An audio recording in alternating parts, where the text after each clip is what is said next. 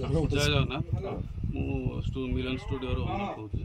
आम मैंने समस्त आज आम परिवार तरफ एकाठी होर कारण है स्टूडियो ह्यूमान प्रथम कैरियर आरंभ करते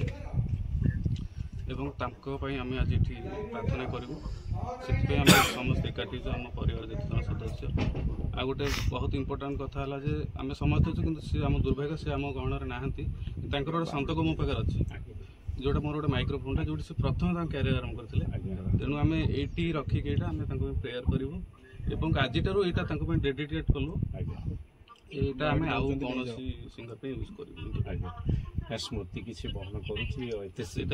15 वर्ष है सहित कम कर बहुत स्मृति अच्छी कह 15 दिन लगे सर डेब्यू बेलर ह्यूमान सागर हाँ आज जो स्टेज रे से थिले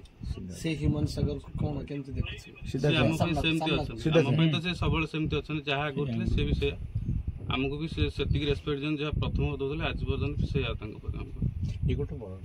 निश्चित भाव समस्त दुख अच्छे आज स्टूडियो भी बंद करा कौन कार्यकलाप आज हेनी प्रार्थना करके